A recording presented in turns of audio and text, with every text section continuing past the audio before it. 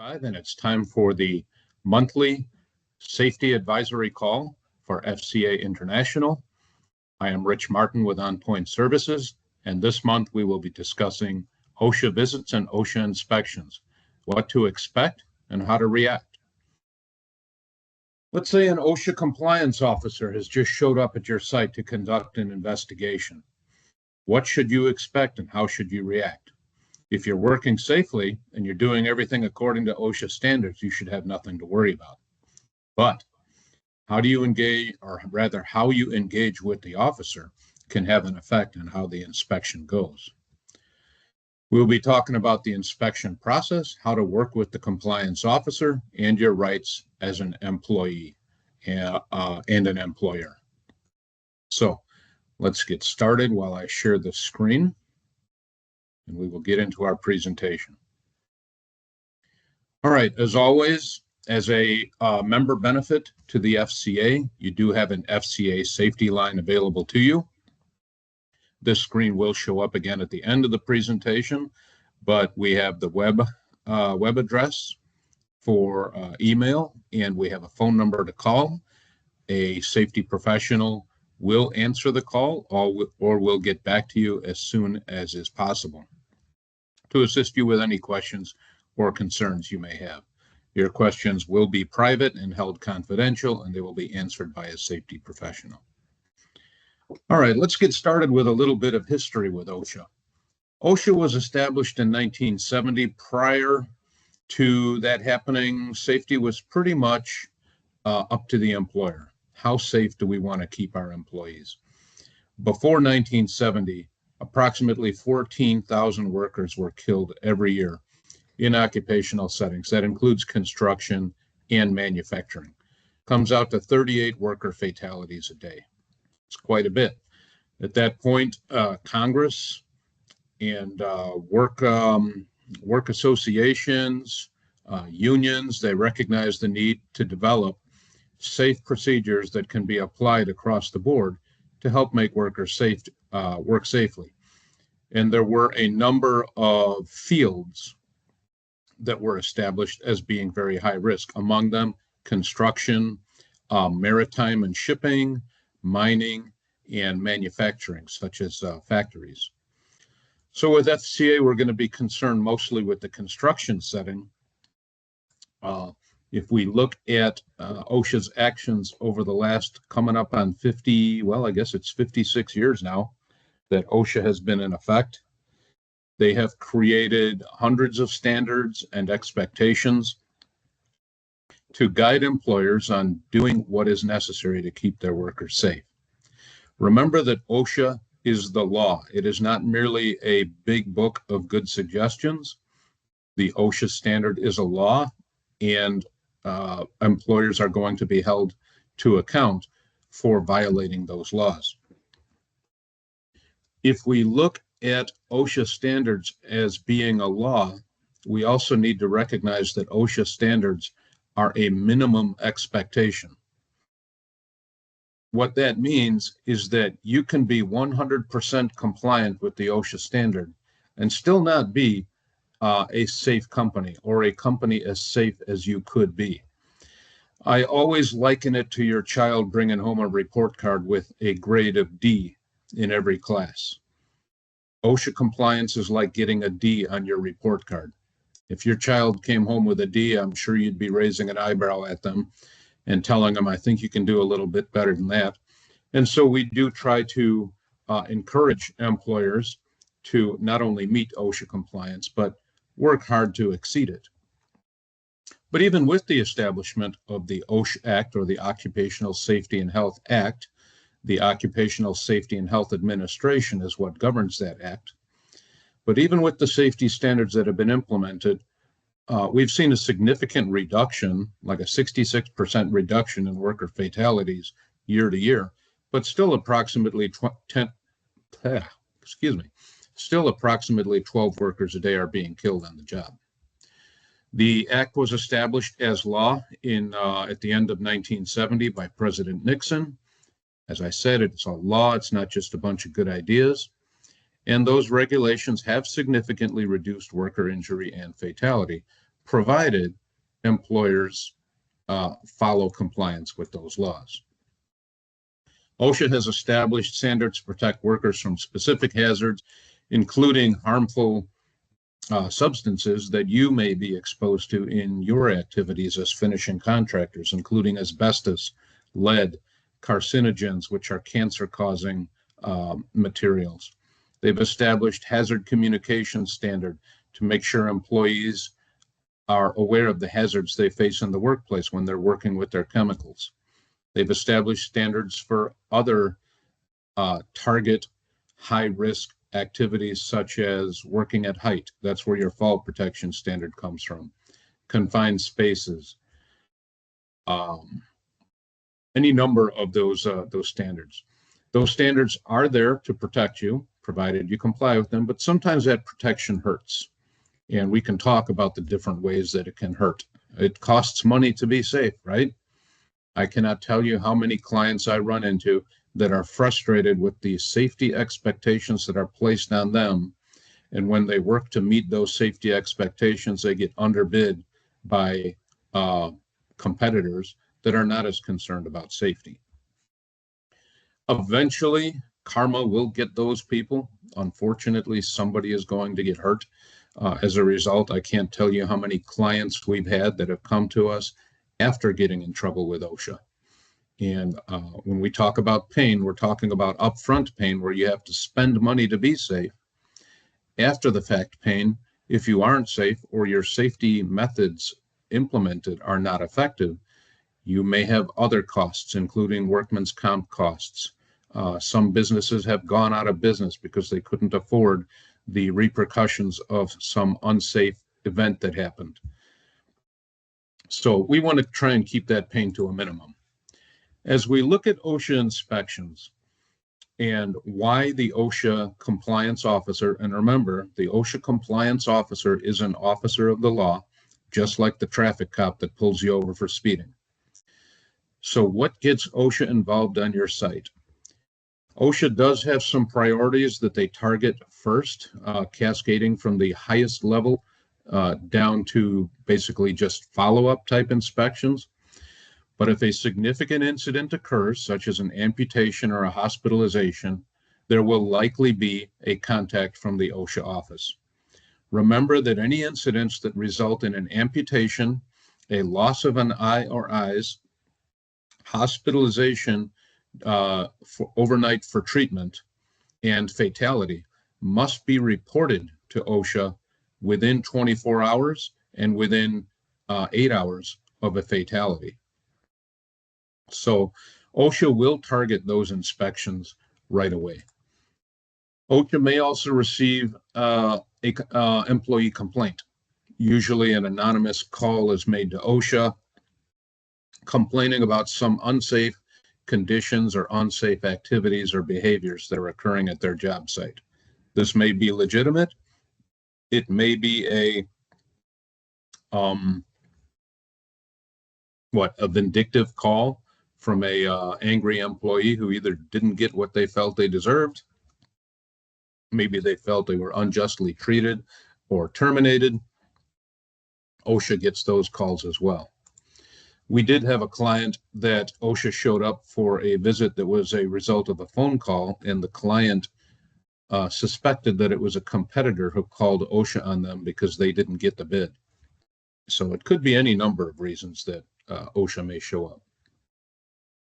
You may get a call from OSHA advising you that they're coming out to do an inspection. It may be a follow-up inspection from a previous visit, or it may be just that you are in a activity or in a target group that has a high incidence of worker injuries.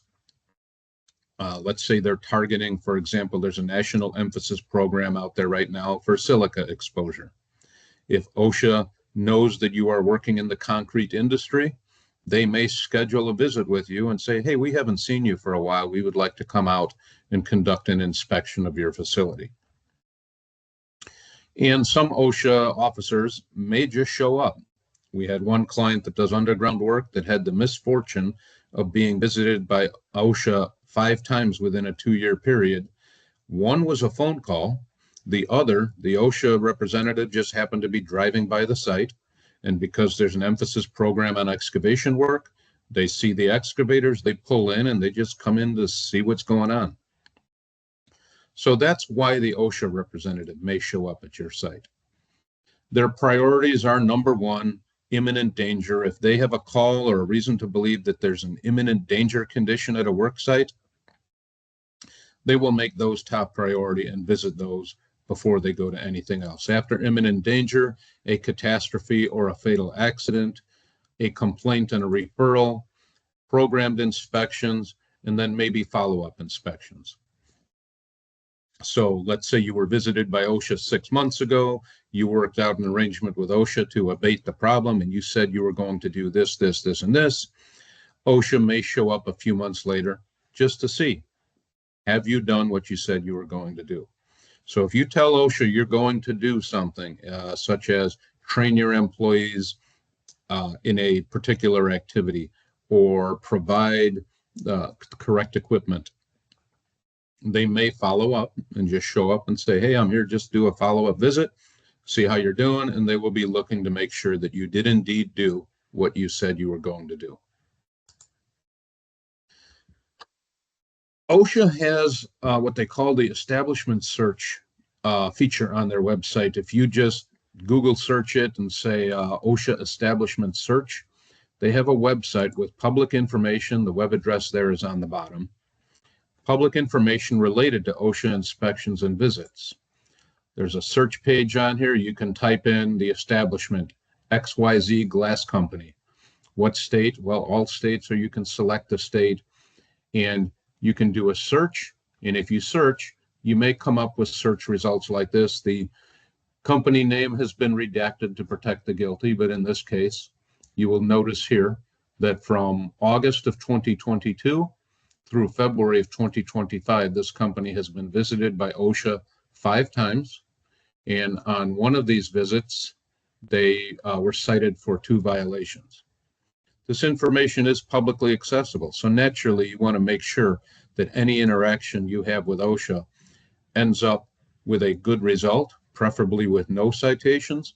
And if there is a citation, we want to make sure that those citations are the least impactful as possible. Just as if you get pulled over for speeding and you talk the officer down to a warning instead of a moving violation, that's better for your driving record. Same thing here. If we can keep the citations to a minimum or reduce the severity of the citations, we can keep off this page.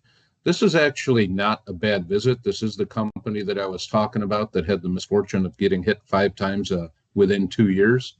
And in that space, they had 2 violations, not serious violations, serious enough to get an infraction, but nothing where an employee was in danger of being hurt or killed. But they were violations of the law. They were easily resolved. Some fines fixed the problem. And if we look back here, we can say, okay, they haven't had any significant violations in almost 3 years, right? So not a bad place to be. OSHA penalties go up every year. For years, they were static and they did not go up. And as the cost of living, the inflation rates went up, the OSHA penalties remained the same. And companies started to take the fines as less critical to their operations. They were willing to buy a fine if doing so would allow them to operate on a tighter margin or maybe get a bid they might not have otherwise been able to get. So OSHA said, we don't think you're taking us seriously. And a couple years ago, maybe about 2021, they changed their ruling that said the fines will now automatically go up according to the productivity index, the GDP, and basically the cost of living. So as the inflation rate goes up, the penalties go up. If we look at an other than serious violation, which is a violation of the law, but not a violation that would cause an employee harm. Think of you failed to post your OSHA 300 numbers on the bulletin board, or safety vests were dirty. They weren't high visibility enough and workers were working in a traffic area. That could be classified as an other than serious violation. And the violation penalty could be up to $16,550, depending on the type of violation. One other thing that needs to be mentioned on violations is recently, within the last couple of years, OSHA changed from a single violation for an infraction to a violation for each infraction. So let's say you have 5 employees on the site, there's overhead hazards, and 5 employees are not wearing hard hats. OSHA might write a citation that says employees are not wearing hard hats, penalty amount up to $16,550. They changed that now to say it's going to be per infraction. So now we're looking at citations for each person not wearing a hard hat. So instead of 1 citation for 5, it would be 5 citations for 5 workers not wearing hard hats when they should have been wearing hard hats. So other than serious, this is okay. Most general contract, other than serious violations, don't end up on that OSHA establishment search site. So when general contractors look up your safety record on this site, may not show up.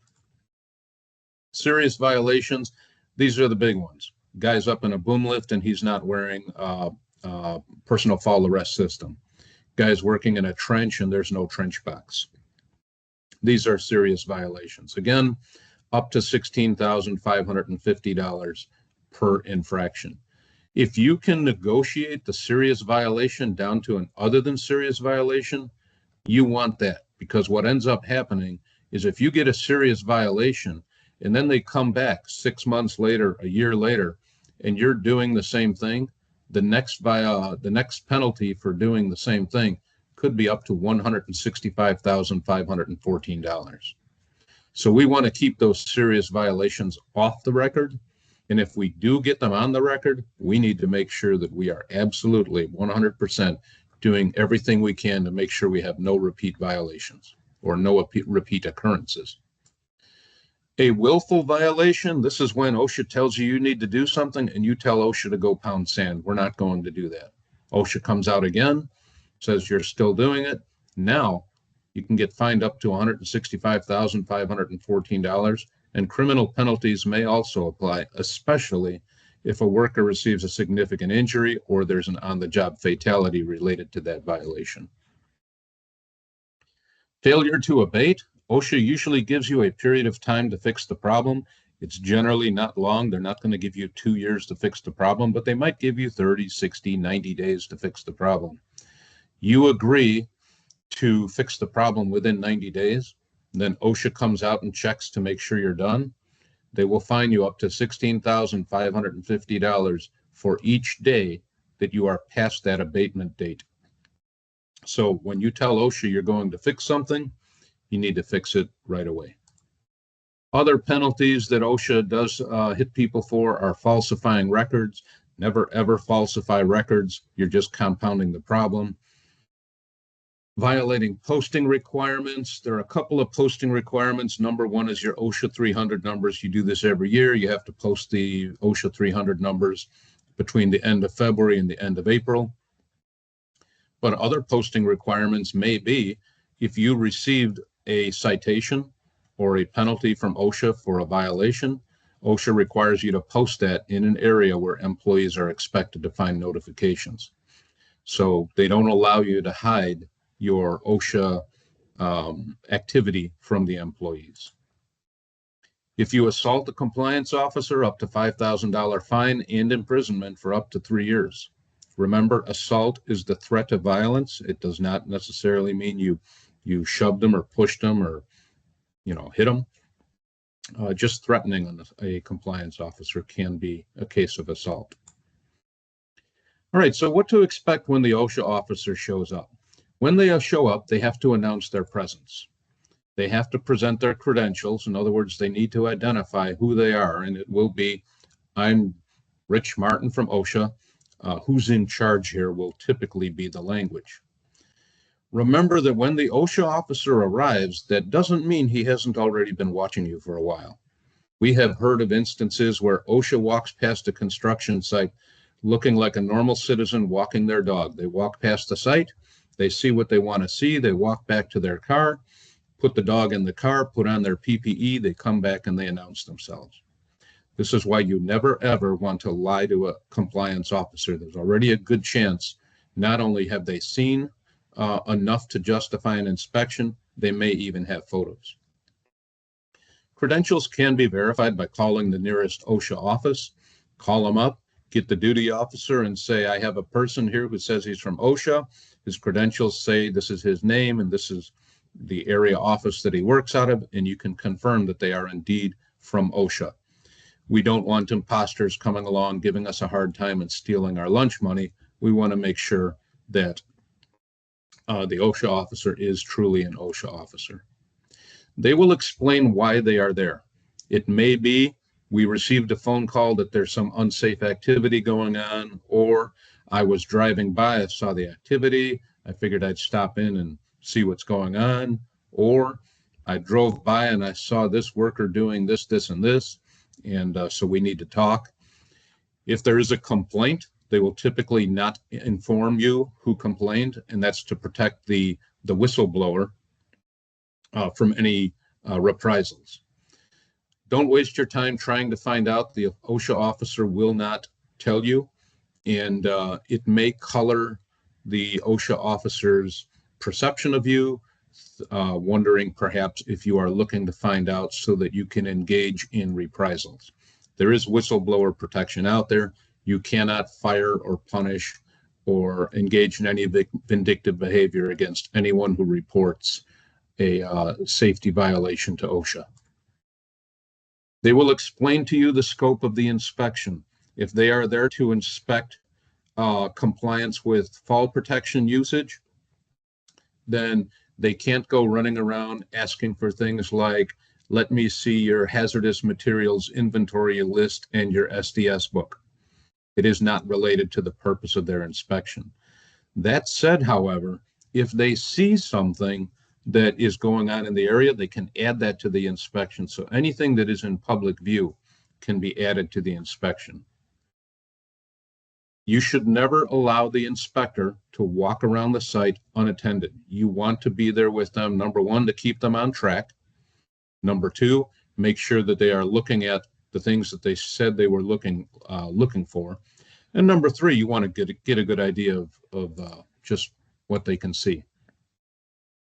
They can't go exploring. It must be an open view. That means they can't start opening the cabinets on your truck to see what's in there. But basically, they can't add to the inspection unless they have a really good reason to do so, such as they visibly saw people entering a confined space without engaging in proper confined space entry procedures. A compliance officer can interview employees in private. Employers should inform the employees of their rights ahead of time. We'll get into that in just a little bit. They will point out any unsafe acts or conditions. If they do point out any unsafe acts or conditions, make sure you correct them right away. It may not avoid a penalty, it may not avoid a citation, but it will show them that you are acting in good faith and that you have fixed the problem right away. They may ask for documentation and records. The general recommendation is to ask them to present a request for documentation in writing. Part of this has to do with often the snowball effect. They ask for one piece of documentation, you provide that, then they ask for another one, you provide that, and before you know it, you start feeling like there's a fishing expedition going on. It is better for them to say, do me a favor and send me an email or a text telling me what you're looking for, and I will get it together and I will send it to you. That way you limit just what you provide to them. For example, if you, the OSHA compliance officer wants to see your fall protection program, don't send them your entire safety and health manual. Take the time to actually separate out the fall protection program and send them only that.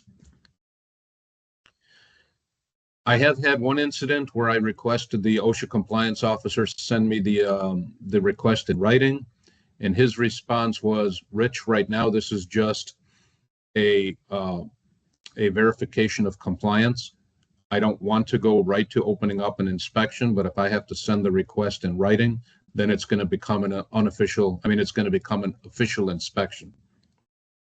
That's a judgment call you're going to have to make on your part. If you are sure you are very well in compliance with the standard, then I guess you can comply with the request.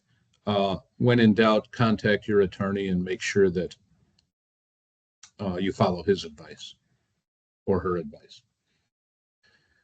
FCA does provide a template for the creation of your own safety and health manual. It is up to date.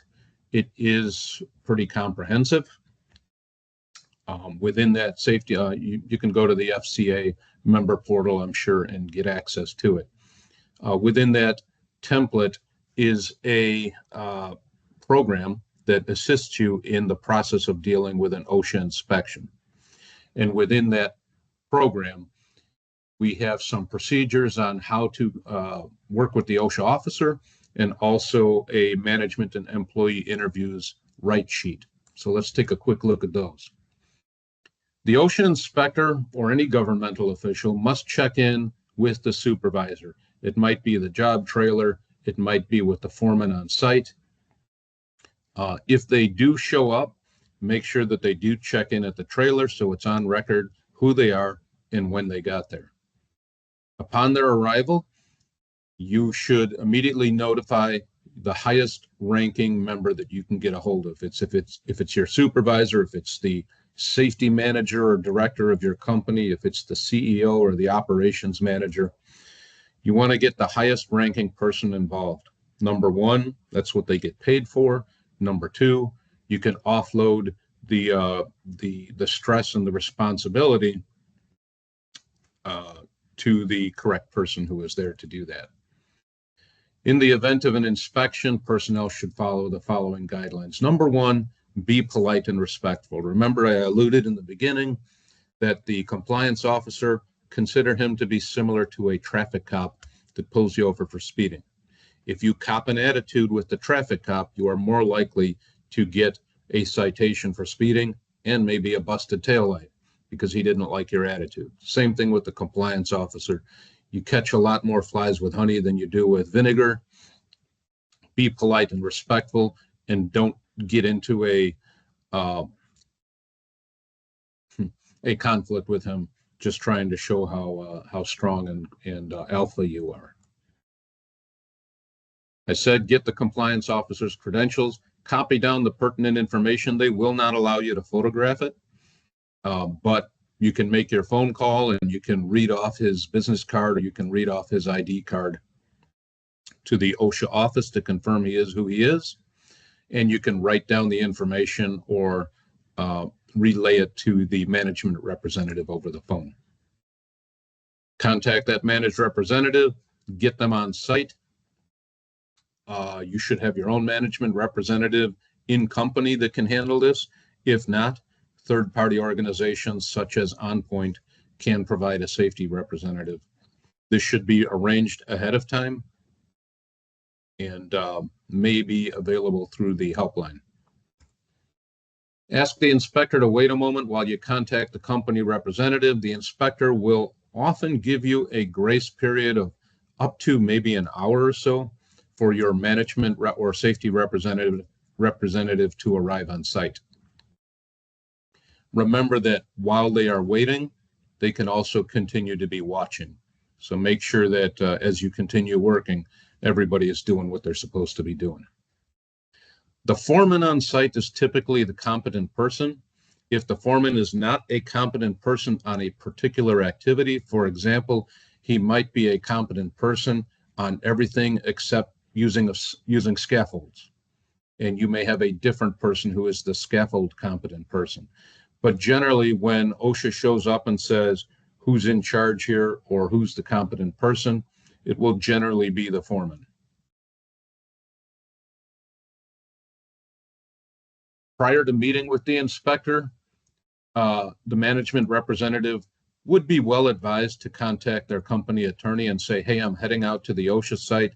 There's to the job site, there's an OSHA inspector there. you have any suggestions or advice, things I should do, things I shouldn't do? But you can get the attorney on notice, date and time, and give him any information you have at that moment.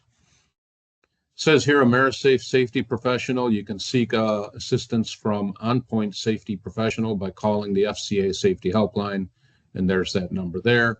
You saw it at the beginning. You'll see it again at the end. An opening conference will be conducted at the beginning of the inspection. That's basically when they tell you why they're there and what they'll be looking for. Make notes of everything you say, everything they say. If you're going to record the conversation, you take your phone out and you open up a recording app. Remember, you have to inform them that you are recording. I think they will usually say, okay, yes, go ahead and do that. Don't be surprised if they ask to do the same. Remember that any information they get or any recordings that they make can be used against you later. My recommendation is to take good notes. If you notice that the compliance officer is focusing on a particular thing, if they ask questions, write down the questions. If answers are given, write down the answers. If photos are taken, get right next to that compliance officer and take the same photo. You are compiling information that may be useful to your attorney down the road if this turns into a situation where citations are issued and penalties are being levied. Don't volunteer any information you are not asked for, and don't offer any speculation, judgmental comments. If the officer says, what would you do in this situation? The best response would be, I'm not in that situation right now. I don't know what he was thinking when he made that decision. You can quote policy and procedure if you want, but don't try and explain what you see someone else doing. Remember, you aren't in their shoes at that time. Always answer all questions truthfully, factually, with accurate information. If you don't know the information or you're not sure about it, say, I don't know, or I'm not sure. Much better to do that than to go on the record providing false information. Don't provide any documents, ask them to request those in writing. You want the company attorney to look through them because you want to make sure the documents are compliant and you're not going to get hurt through violations that are in the documents. You also want to make sure that you only provide the documents they ask for and nothing more. Once the inspector is done, the inspector will conduct a closing conference. They'll let you know if they saw any unsafe conditions or behaviors so that you can fix those right away. They will not leave you with any unsafe conditions that they noted without telling you. That would be immoral and improper on their part if they see you doing something wrong and don't tell you about it, and then someone gets hurt. What's the first thing that's going to happen? Oh, the OSHA guy was out here and he didn't say anything. We thought it was okay. And so they will tell you if they see unsafe conditions or behaviors. If they tell you, fix them right away. Never leave the inspector unaccompanied. You want to keep them on track. You want to keep them to the scope of the purpose of the inspection, and you want to be well aware of what it is they're looking at. If we get to management interviews, also in the safety and health manual, the managers, so a manager would be a crew lead, a foreman, a supervisor, a superintendent, an executive, and above. If a foreman is being interviewed by OSHA, management has a right to sit in on that interview and take notes. If just a regular employee is being interviewed by OSHA, management does not have that right. And the reason OSHA has established this policy is that the presence of the manager might cause the employee to be less than forthcoming, less than truthful, because the employee fears reprisals down the road, depending on what they say. The employee can have you in if he wants you in there. The employee can have a representative, another employee, or a bargaining unit representative accompany them to be a witness. In the interview process, employees should be notified of their rights prior to being interviewed. That's in that safety and health manual, the right sheet. Some of those rights, well, most of those rights we'll look at in just a moment. But we want to make sure that as we are providing employees with the information on their rights, we are not doing it in a manner that makes the employee feel like they are under threat or like there is a certain expectation being placed on them by management about what to say and what not to say. We just want to make sure that the employee knows what their rights are. Some of those rights include, it is the employee's decision whether or not to speak with the inspector.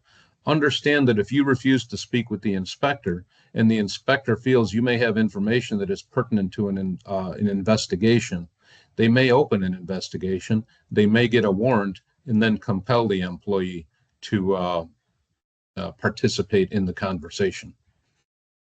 You have a right to be interviewed at the company's location. You have the right to decline any interviews or interaction with OSHA that occurs outside the workplace or at your home. The employee must be informed that the company cannot and will not retaliate because of your participation. The employees have the right to ask another partner or member to be present, and the employees have the right to take a break or end the interview at any time for any reason. If the employees do decide to speak with the OSHA inspector, they have the right to understand the questions that are being asked of them. So an employee may need an interpreter. They may need someone to help explain the questions that the inspector is asking.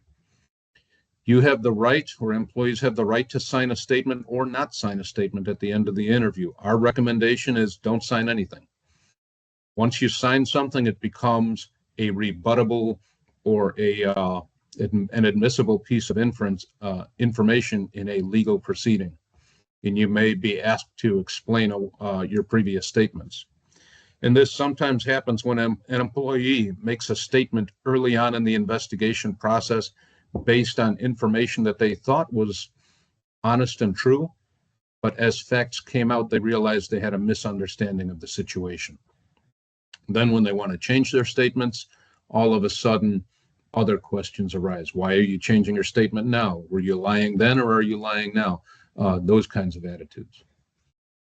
You have a right to decide whether to be voluntarily photographed, videotaped, or recorded or not. My recommendation is don't agree to be recorded in any way. All questions must be answered truthfully. If the question is a yes/no question, answer the question yes or no. If the question asked is a fill-in-the-blank question and they are asking you to explain something, explain it to the best of your ability. And if you are not sure, say you are not sure. You can decline to answer any questions. Usually the statement might be, I'm not comfortable answering that question. Follow-up questions may be, why don't you feel comfortable? But if the employee doesn't feel comfortable answering a question, they don't have to answer that question, nor do they have to explain the refusal to answer that question. At least not until they're under warrant and they're being interrogated as part of a legal proceeding. Never speculate, never put words in other people's mouth, never explain away someone else's actions, only explain your particular actions. Base your answers on your knowledge, experience, and best recollection. And employees should remember that while they may know a lot, they may not know everything. They should not be trying to demonstrate their knowledge in areas in which they are not as experienced or knowledgeable as they think they are. If the employee decides to sign a statement, which again, we do not recommend, that employee should make sure they read it first. You want to make sure that information is correct to the best of your understanding. If there are any quotes in there, make sure the quotes are actually what you said. Make sure the statement conveys the proper feelings, even the emotions that you are having in your answers. A lot of times you have heard of statements being taken out of context or misconstrued. We want to make sure that if we are going to sign any statements, they are absolutely comfortable that what the statement says is what they intended to say. Any statements that you say on us, or any information that is in a signed statement, can be used as evidence in legal proceeding. If the inspector asks for contact information, make sure you provide them only with the company address, phone number, work email, etc. We don't want OSHA guys showing up at employees' houses at 6 o'clock in the evening and saying, hey, I was just driving by. I had a couple questions that came to me. Do you have a moment to answer some questions? The employees should not have to deal with that on their off time. And the OSHA inspectors know and understand that employee interaction should be done on company time at the company location. It's probably not even a good idea rather, to have follow-up questions and interviews at the job site. If OSHA wants to have follow-up questions and interviews with employees, it should be done at the office in a place where management has an opportunity to look out for the employees and the company's best interests. So that's pretty much what we have on OSHA visits and OSHA inspections. In front of you is the Safety Healthline contact information, email address, phone number. If you do have an OSHA interaction on the job site, contact the Safety Helpline, and we can make arrangements to help assist you in dealing with the OSHA encounter going forward. I'm going to stop sharing this. I should have left it up, but here I am again. If you have any questions, the helpline, contact FCA, and otherwise, we will see you next month in September, and I wish you all the best. Thank you.